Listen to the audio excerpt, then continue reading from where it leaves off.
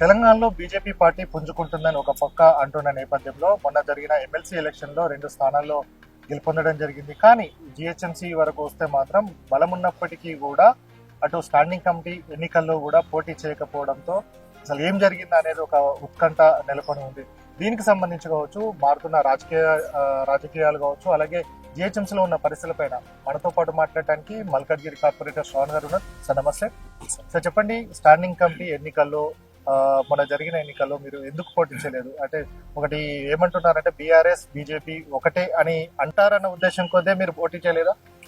చాలా మంచి క్వశ్చన్ అడిగారు. మీ ద్వారా ప్రజలకు మరోసారి క్లారిఫై చేస్తా ఉన్నాను. జిహెచ్ఎంసీలో భారతీయ జనతా పార్టీకి ఉన్న సీట్లు కేవలము 41 మాత్రమే. మరి ఈరోజు మేయర్ని పెట్టి ఇక్కడ మెజారిటీ స్థానాలు గెలిచినటువంటి బీఆర్ఎస్ పార్టీ, కాంగ్రెస్ పార్టీ ఇద్దరు కలిసి కావాలని టీఆర్ఎస్ పార్టీలో కొంతమందిని కాంగ్రెస్ పార్టీలోకి పంపించి వీళ్ళిద్దరూ మిలాఖతై ఎంఐఎంతో కలిసి బులాఖతై వీళ్ళందరూ కలిసి మొన్నటి వరకు మేము ఉన్నాం కదా, ఇప్పుడు మీరు తీసుకున్న ఇదే మనుషులను అక్కడ పంపించుకొని ఈరోజు స్టాండింగ్ కమిటీ ఎలక్షన్స్ ని వాళ్ళు ఏకపక్షంగా కాంగ్రెస్ పార్టీని గెలిపించడం జరిగింది. లేకపోతే మెజారిటీ సీట్లు ఉన్నటువంటి, అంటే మెజారిటీ సీట్లు మేము గెలిచాము అని చెప్పినటువంటి బీఆర్ఎస్ పార్టీ, ఈరోజు మెజారిటీ ఎక్సఫిషియో సభ్యులు ఉన్నటువంటి బీఆర్ఎస్ పార్టీ మేయర్ పైన అవిశ్వాసం పెట్టలేకపోతుంది. కనీసం స్టాండింగ్ కమిటీ ఎలక్షన్స్ లో పోటీ కూడా చేయకుండా డైరెక్ట్ వాళ్ళకి మద్దతు పలుకుతోంది. వీళ్ళ దగ్గర ఉన్నటువంటి సభ్యులే అక్కడ పోయి మళ్ళీ స్టాండింగ్ కమిటీ సభ్యులుగా మారుతా ఉన్నారు. దీన్ని బట్టి మనం అర్థం చేసుకోవాల్సింది ఏంటంటే బీఆర్ఎస్ పార్టీ కాంగ్రెస్ పార్టీ ఒకటే. ఇంకో విషయం కూడా నేను చాలా క్లియర్ గా చెప్పదలుచుకున్నాను. పదే రేవంత్ రెడ్డి గారు బీఆర్ఎస్ పార్టీ బీజేపీ ఒకటే అని ఊకదంపుడు ఉపన్యాసం పదే చెప్పి అబద్ధాన్ని నిజమని మార్చేటువంటి ప్రయత్నంలో యాక్సిడెంటల్ చీఫ్ మినిస్టర్ గా ఈరోజు అధికారంలో ఉన్నారు. నేను అడుగుతున్నాను, ఈరోజు సవాల్ విసురుతున్నాను. ముఖ్యమంత్రి గారు, నేను ఒక ఆర్టీఏ వేసిన, జిహెచ్ఎంసీలోనే వేసిన. జిహెచ్ఎంసీ సర్వసభ్య సమావేశానికి ముందు 3 రోజులుగా మేయర్ గారి ఛాంబర్ లో కానివ్వండి, వారి ఓఎస్డిపిఏ ఛాంబర్ లో ఎవరెవరు వచ్చారు, ఏ పార్టీలు కలిసి సమావేశాలు పెట్టారు అని చెప్పి నేను లిఖిత పూర్వకంగా ఒక ఆర్టీఐ వేసిన. మీరు చేతనైతే దమ్ముంటే నిజంగా బీఆర్ఎస్ పార్టీ కాంగ్రెస్ పార్టీ ఒకటి కాకపోతే ఆ డేటా ఇవ్వండి. ఆ రోజు ఏ పార్టీలు కలిసి వాళ్ళిద్దరు కలిసి మాట్లాడుకున్నారు, ఏ హోటల్లో వీళ్ళిద్దరు కలిశారు, ఏ విధంగా బేరసారాలు జరిగినాయి, ఏ విధంగా మేయర్ పైన అవిశ్వాసం పెట్టకుండా వదిలేసారు, ఏ విధంగా స్టాండింగ్ కమిటీని ఇండైరెక్ట్ గా అంటే కాంగ్రెస్ కండువా వేసుకొని బీఆర్ఎస్ వాళ్ళు స్టాండింగ్ కమిటీ సభ్యులుగా ఎన్నికైనారో మనకి చాలా క్లియర్ గా కేటగారికల్ గా అర్థమైపోతా ఉంది. ఇద్దరు తోడు దొంగలే, ఇద్దరు కలిసి ఈ రోజు జిహెచ్ఎంసీలో ఏ విధంగా చేసిరో కరీంనగర్ లో కూడా మరి ఇన్ఛార్జ్ మినిస్టర్ అయినటువంటి పొన్నం ప్రభాకర్ గారు ఉన్నారు అక్కడ. మరి పొన్నం ప్రభాకర్ గారు చాలా స్పష్టంగా చెప్పాలి, మీరు టీఆర్ఎస్ సభ్యులతో ఎందుకు కూర్చున్నారు, ఎక్కడ మాట్లాడిర్రు, మరి మీకు టీఆర్ఎస్ అభ్యర్థులతోటి మాట్లాడవలసిన అవసరం ఏమొచ్చింది, టీఆర్ఎస్ పార్టీకి మీకున్నటువంటి సంబంధాలు ఏంది, అంటే టీఆర్ఎస్ పార్టీ పోటీలో ఉండకుండా కాంగ్రెస్ పార్టీకి సపోర్ట్ చేయడం కోసమే మీరు వారితో మథనాలు జరిపిర్రా, ఏ విధంగా మరి అక్కడ ఇద్దరు కలిసి పోటీ చేసి బీజేపీని ఓడించే ప్రయత్నం చేశారో మరి పొన్నం ప్రభాకర్ గారు కూడా సమాధానం చెప్పాల్సిన అవసరం ఉంది. మీకు నిజంగా ట్రాన్స్పరెన్సీ ఉంటే మీరు ఇద్దరు ఒకరు కాకపోతే ఆర్టీఐకి ఆన్సర్ ఇవ్వండి. ఎందుకు ఇవ్వలేకపోతున్నారు, ఎందుకు సమాధానం చెప్పలేకపోతారు? దీనికి అంతా కూడా కారణం ఒకటే, ఇద్దరు ఒకటే తోడు దొంగలు. వీళ్ళిద్దరికి కలిపి కామన్ ఫ్రెండ్ ఒక స్టీరింగ్ ఉంది, ఆ స్టీరింగ్ పేరే ఎంఐఎం పార్టీ, మజ్లిస్ పార్టీ. ఈ మజ్లిస్ పార్టీకి వీళ్ళు లెఫ్ట్ గేర్ రైట్ గేర్ లాగా పనిచేస్తూ ఉంటారు. ఎడం వైపు వీళ్ళు ఉన్నారు, కుడివైపు వాళ్ళు ఉన్నారు. ఎవరిని వాడుకోవాలంటే వాళ్ళని వాడుకుంటుంది ఎంఐఎం పార్టీ. వాడుకొని ఏ విధంగా జిహెచ్ఎంసీని నాశనం చేయాలో, ఏ విధంగా జిహెచ్ఎంసీని దోచుకోవాలో చక్కగా చేసుకుంటా ఉన్నారు వీళ్ళిద్దరి సహకారంతో. ఓకే, ఇప్పుడు చీఫ్ మినిస్టర్ గారే మీ మున్సిపల్ అడ్మినిస్ట్రేషన్ కి మంత్రిగా ఉన్నారు. సో గతంలో ఏ విధంగా అభివృద్ధి అయింది అనేది వాళ్ళంతా చెప్పుకున్నారు, అయిపోయింది. సో ఈ హై సిటీ అని చెప్పేసి కొత్త ప్రాజెక్టులకు పాతదానికే కొత్త పేరు పెట్టి చేస్తారు.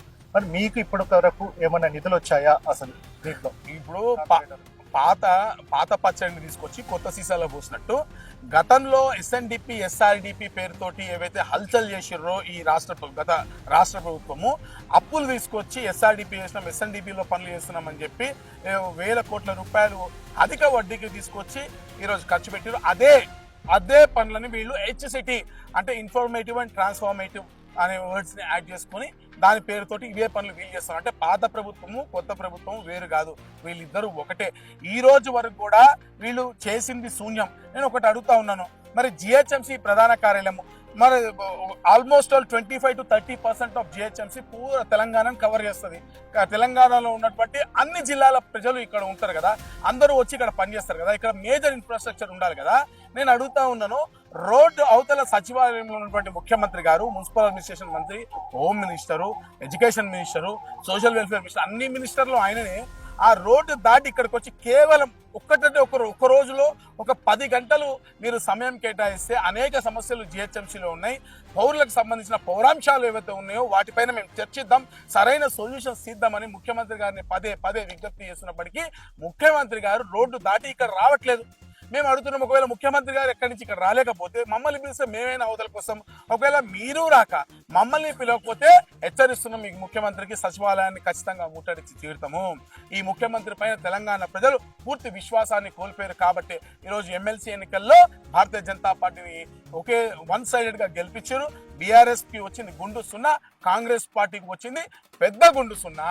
అలాగే నిధుల విషయానికి వచ్చేసరికి ఇప్పుడు ఏదైతే ఎల్ఆర్ఎస్ తీసుకొచ్చారు, ఎల్ఆర్ఎస్ గతంలో ఏమన్నారు, బీఆర్ఎస్ అధికారంలో ఉన్నప్పుడు మేము రూపాయి లేకుండా ఫ్రీగానే చేస్తామన్నారు. ఇప్పుడు ఎందుకు మరి? ఇప్పుడు ఫ్రీగా అన్న వాళ్ళు వచ్చేసి ఇప్పుడు మీరు ముందైతే డబ్బులు కట్టండి, తర్వాత మేము చూస్తామని చెప్పేసి అంటున్నారు. సమీకరణనా లేకపోతే వేరేనా? నేను చెప్తున్నా కదండి, పాత ప్రభుత్వము కొత్త ప్రభుత్వం ఒకటే, వీళ్ళకి పరిపాలన చేత కావట్లేదు. అసలు పూర్తిగా అడ్మినిస్ట్రేషన్ అనేది బ్యూరోక్రట్స్ చేతిలోకి వెళ్ళిపోయింది. పూర్తిగా పరిపాలన వైఫల్యం ఈరోజు మరి ఈ రాష్ట్ర ప్రభుత్వంలో ఉంది. అక్కడ అసలు జిహెచ్ఎంసీలో ఏం జరుగుతోంది, వాటర్ వర్క్స్లో ఏం జరుగుతోంది, హెచ్ఎండిఏలో ఏం జరుగుతోంది, మున్సిపల్ అడ్మినిస్ట్రేషన్లో ఏం జరుగుతోంది, ఎక్కడ కూడా ముఖ్యమంత్రి గారికి ఎటువంటి అసలు అవగాహన లేదు, కంట్రోల్ లేదు. కాబట్టి తెల్లారులేస్తే కిషన్ రెడ్డి గారి మీద పడ్డమో, బండి సంజయ్ గారి మీద పడ్డమో, లేకపోతే కేంద్ర ప్రభుత్వం మీద పడ్డమో టాపిక్ ని డైవర్ట్ చేసేటువంటి ప్రయత్నం చేస్తున్నారు. కాబట్టి తప్ప ఇక్కడ ఈరోజు మీరు ఇచ్చినటువంటి 420 హామీల్లో ఏ ఒక్కటి ప్రాపర్ గా మీరు నెరవేర్చారు? ఫ్రీగా ఎల్ఆర్ఎస్ ఇస్తామని చెప్పిన మీరు ఈరోజు మరి 25% రిబేట్ అంటున్నారు. దాంట్లో కూడా ఎంత పర్సెంట్ ట్రాన్స్పరెన్సీ ఉందో మనకు తెలియదు. ఈ రెగ్యులరైజ్ లేఅవుట్లో కూడా అనేకము అధికార పార్టీ చెందినటువంటి ఆక్రమణలు, భూ ఆక్రమణలు, కబ్జాలు, వీటిని రెగ్యులైజ్ చేసుకోవడం కోసమే ఈ ఎల్ఆర్ఎస్ స్కీమ్ తీసుకొస్తున్నారు. కాంగ్రెస్ పార్టీ అధికారంలో రాగానే ముఖ్యమంత్రి గారికి సంబంధించినటువంటి వాళ్ళ కుటుంబ సభ్యులు ఒక టీమ్ గా ఫామ్ అయ్యి, నేను చెప్తున్నా దీనికి కావాల్సినటువంటి పూర్తి డీటెయిల్స్ ఇస్తా, లా అండ్ ఆర్డర్ పూర్తిగా రోడ్డు మీదకి వచ్చేసింది. పోలీసులు, ముఖ్యమంత్రి గారి అన్నదమ్ములు, కాంగ్రెస్ పార్టీ నాయకులు ఏం చెప్తే అది చేస్తున్నారు. పూర్తిగా సెటిల్మెంట్లు పోలీసుల కన్నసనల్లో ముఖ్యమంత్రి గారి కుటుంబము, ముఖ్యమంత్రి గారి అనుచరగణము ఈరోజు ల్యాండ్ సెటిల్మెంట్ చేస్తున్నారు. ఒకవైపు హైడ్రా పేరుతోటి, నేను ఆ రోజే చెప్పినాను, హైడ్రా పేరుతోటి వసూలు చేసి తర్వాత షట్టర్ క్లోజ్ చేస్తా అని. ఈ రోజు జరిగింది అదే. ఈ రోజు మళ్ళీ ఎల్ఆర్ఎస్ పేరుతో కూడా కేవలం వాళ్ళ కబ్జాలను రెగ్యులైజ్ చేసుకునేటువంటి ప్రయత్నమే చేస్తున్నారు తప్ప పేద ప్రజలకు ఎక్కడా న్యాయం చేయట్లేదు. ఈరోజు కనీసం జిహెచ్ఎంసీలో OTS scheme, one time scheme, settlement scheme అన్న వస్తాయి.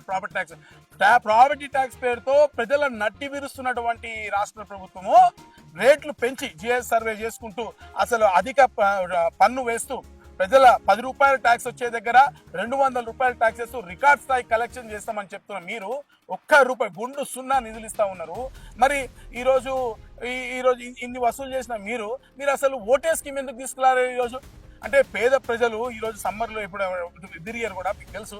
జనరల్గా వాళ్ళు ఎప్పుడైనా మిస్ అయినప్పుడు ఈ ట్యాక్స్ అడిషనల్గా వాళ్ళకి అయితే నెత్తిన ఒక మూటలాగా, బరువులాగా ఉంటుందో దాన్ని తీసుకునేటువంటి అవకాశం ప్రతిసారి కూడా ప్రతి ప్రభుత్వం ఇచ్చింది. అంటే ఈరోజు ప్రజల్ని రాష్ట్ర ప్రభుత్వం దోచుకుంటుందా లేకపోతే కాపాడుకుంటుందా? ఇంకొకటి, ఇదే హైడ్రా ఏదైతే చెరువులను కాపాడుతాము, అలాగే ఎఫ్టీఏలో ఏమున్నాయి అని తీసేస్తామని చెప్పేసి ఒక పక్క అంటుంది. కానీ మొన్న హెచ్ఎండిఏకి సంబంధించి ఒక నోటిఫికేషన్ వచ్చింది. అమీన్పూర్ కి సంబంధించి షెలింగపల్లి జోన్ లో ఒక ల్యాండ్ దాదాపుగా 8 ఎకరాలు ఎంతో ఉంటుంది. దానికి సంబంధించి దాన్ని ఎఫ్టీఎల్ బఫర్ జోన్ లో ఉంది, దీన్ని మేము రెసిడెన్షియల్ లోకి మారుస్తున్నాము, మీకేమైనా అభ్యంతరం ఉన్నదా అని చెప్పేసి ఒక నోటిఫికేషన్ ఇచ్చింది. అంటే ఏంది ద్వంద్వ వైఖరి, ఏంది దీన్ని ఏ విధంగా? నేను చాలా క్లియర్ గా చెప్పినా కదా సార్, డే 1 హైడ్రా మీద భారతీయ జనతా పార్టీ నుంచి స్పందించిన మొదటి వ్యక్తిని నేనే.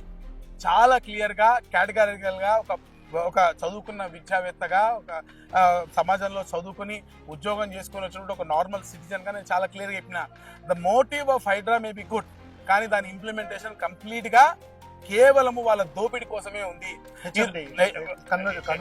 హెచ్ఎండిఏ కానివ్వండి, లేకపోతే అంతే కదండి. హెచ్ఎండిఏ మీరు ఫస్ట్ చూసినట్టయితే వాళ్ళు ఏం చెప్పారు, హైడ్రా అసలు చెరువుల కబ్జాలు మేము అసలు పూర్తిగా మేము అసలు ఉపేక్షించే పరిస్థితి లేదు. అక్రమ నిర్మాణాలు చెరువులు వచ్చిన కూలగొట్టేస్తాము. అసలు ట్రాఫిక్ రెగ్యులేషన్ నుంచి డిజాస్టర్ మేనేజ్మెంట్ వరకు ప్రతి ఒక్కటి మేమే చేస్తాము, బిజినెస్ మేమే చేస్తాము. అసలు ఈ రాష్ట్ర ప్రభుత్వానికి డెమిగాడ్ మేమే. అంటే ఏసీఎఫ్ ఠాగూర్ సినిమాలో ఏసీఎఫ్ ఏ విధంగా ఉందో రేవంత్ రెడ్డి గారి ఏసీఎఫ్ హైడ్రా, రేవంత్ రెడ్డి గారి ఏసీఎఫ్ హైడ్రా అన్న లెక్కల్లో తీసుకొచ్చిన మీరు ఈ రోజు హైడ్రా సప్పని చల్లారిపోయింది. ఒకరిగా ఎందుకు బిల్డర్లందరూ ఒక దగ్గర కూర్చోపెట్టి కావాల్సిన సెటిల్మెంట్లు అయిపోయినాయి. కాబట్టి ఈ రోజు ఈ విధంగా మీరు చెప్పినట్టుగా నోటిఫికేషన్లు ఇచ్చి బాధ్యత అధికారికంగా రెగ్యులైజ్ చేసుకుంటున్నారు. అనేక మంది పెద్ద బిల్డర్లు చెరువులను కబ్జా చేసుకొని కడుతున్నా అనేక మంది జర్నలిస్ట్ తెల్లారులేసే మీలాంటి జర్నలిస్ట్ అనేక మంది సోషల్ మీడియాలో నుంచి మొదలుపెట్టుకుని పేపర్లలో, యూట్యూబ్ ఛానల్స్ లో లేదా మీడియా ఛానల్స్ లో చెప్తున్నప్పటికీ కూడా ఒక్కదానిపైన చర్య తీసుకుందా ఈ రాష్ట్ర ప్రభుత్వము. కాజా కూడా భూభాగవతాలు అని చెప్పి ఈ రోజు వరకు కూడా దాని పాటు డైరెక్ట్ చీఫ్ సెక్రటరీ నోటిఫికేషన్లు వాళ్ళకి కావాల్సిన నోటిఫికేషన్లు అక్కడ ఇస్తారు. 20 లక్షల 30 లక్షల 40 లక్షల డబ్బులు కొడితే జీవోలు వస్తాయి. ఆ ప్రభుత్వం అట్లాగే జీవోలు చేసి ఆన్లైన్ చేయాలి, పెట్టట్లేదు. ఈ రోజు ఈ ప్రభుత్వం ఇచ్చేటువంటి జీవోలు కూడా చీకటిగానే ఉంటున్నాయి, బయటకు రావట్లేదు, ట్రాన్స్పరెన్సీ లేదు. వాళ్ళ ఇష్టానుసారంగా జీవోలు చేస్తున్నారు. హైడ్రా పేరుతో ప్రజలు నడ్డి విరిచిర్రు. ప్రభుత్వ సంస్థలను ఉపయోగించుకొని ఈ విధంగా బాహాటంగానే నోటిఫికేషన్స్ ఇచ్చి ప్రజల భూములను అన్యాక్రాంతం చేస్తా ఉన్నారు. రేపు భూములను అమ్మేస్తారు. ఈ రాష్ట్ర ప్రభుత్వం యొక్క ప్రజలు ఎవరైతే ఉన్నారో, ఈ రాష్ట్రంలో ఉన్నటువంటి ప్రజలు ఎవరైతే ఉన్నారో, ఈ రాష్ట్ర ప్రభుత్వం పూర్తిగా వారి నటి విరిచేటువంటి కార్యక్రమాన్ని చేపడతా ఉంది. చివరిగా జిహెచ్ఎంసీలో పరిపాలన గాడిలో ఉందా, గాడి తప్పిందా? గాడి అసలు మొత్తం అదో గతిపాలైంది. అసలు పరిపాలన ఉందా? జిహెచ్ఎంసీ కానివ్వండి, ఈ రాష్ట్రంలోనే కానివ్వండి, నన్ను అడుగుతూ సవాల్ విసురుతాను. మీరు ఒక పోల్ పెట్టండి. ఈ రాష్ట్రంలో డైరెక్ట్ గా కాంగ్రెస్ పార్టీ సోషల్ మీడియా పెట్టినటువంటి పోస్ట్ లోనే వాళ్ళకి వ్యతిరేకంగా వచ్చిందండి. అంతకన్నా దౌర్భాగ్యం ఏముందా? ఈరోజు తెలంగాణ ప్రజలు పూర్తిగా కాంగ్రెస్ పార్టీ ముద్రాముర్రో దరిద్ర పాలన, మమ్మల్ని దోచుకుంటుర్రు, మా తలకాయ తింటుర్రు, ఎంత అహంకారం అంటే కేవలం ఒక కులానికి చెందిన వ్యక్తులు. ఒక కులాన్ని కూడా తిట్టకూడదు మనం. వాస్తవంగా ఆ కులంలో కూడా మంచోళ్ళు ఉండొచ్చు, చెడ్డోళ్ళు ఉండొచ్చు. కానీ ఒక వర్గం అంటే డబ్బున్నటువంటి పెద్దలందరూ కలిసి ఒక దొంగల ముఠా కింద ఏర్పడి, డబ్బు ఉన్నటువంటి పెద్దలందరూ కలిసి ఒక దొంగల ముఠా కింద ఏర్పడి ఈ రాష్ట్రాన్ని దోచుకునేటువంటి ప్రయత్నం చేస్తున్నారు. వాళ్ళ అహంకారానికి, వాళ్ళ పొగరికి ఈరోజు తెలంగాణ మరి ప్రజలు భవిష్యత్ తరాలు బలైపోతా ఉన్నాయి. దీన్ని మనం అందరం కూడా కాపాడుకోవాల్సిన అవసరం ఉందంటే ఈ కాంగ్రెస్ పార్టీ పట్ల ప్రజలందరూ కూడా జాగరూకులై ఖచ్చితంగా దీనిపైన తిరగబడాల్సిన అవసరం ఉంది. ప్రజా ఉద్యమాలు చేపట్టాల్సిన అవసరం ఉంది. థ్యాంక్ యూ శ్రవణ్ గారు. థ్యాంక్స్. సో మొత్తంగా ఇది ఇప్పటి వరకు ఏదైతే అటు జిహెచ్ఎంసీ పరిధిలో కావచ్చు, రాష్ట్రంలో ఏ విధంగా పరిస్థితులు ఉన్నాయని దానిపైన కూడా ఇవ్వడం జరిగింది. 420 గ్యారంటీలు ఏదైతే హామీలు ఇవ్వడం జరిగిందో అవన్నీ కూడా గాలి కొదిలేశారు. అలాగే రాష్ట్రంలో పాలన అనేది అధోగతి పాలైంది, గాలి కొదిలేశారని కూడా చెప్తున్న నేపథ్యం ఉంది. హైదరాబాద్ తోటి తమ బిజినెస్ లను కావచ్చు, తమ దందాలు చేసుకోవడానికి అది హైదరాబాద్ తీసుకొచ్చారని చెప్తున్న నేపథ్యం ఉంది. అలాగే అమీన్పూర్ ఏరియాలో ఏదైతే FTL బఫర్ లో ఉన్న ల్యాండ్ అని కూడా రెగ్యులరైజ్ చేయడానికి కూడా హెచ్ఎండి నోటిఫికేషన్ ఇచ్చిందంటే పరిస్థితి ఎంత అధ్వానంగా తయారైందని కూడా మల్కాజ్గిరి కార్పొరేట్ శ్రవణ్ గారు చెప్పడం జరిగింది. ఇది సమయం టీవీ స్పెషల్ ఇంటర్వ్యూ.